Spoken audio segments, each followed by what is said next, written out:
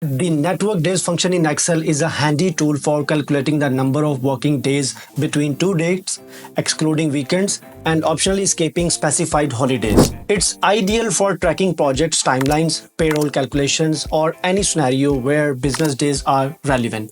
Here is how it works. Suppose you need to determine the number of working days between January 1st, 2024 and January 31, 2024 without including weekends.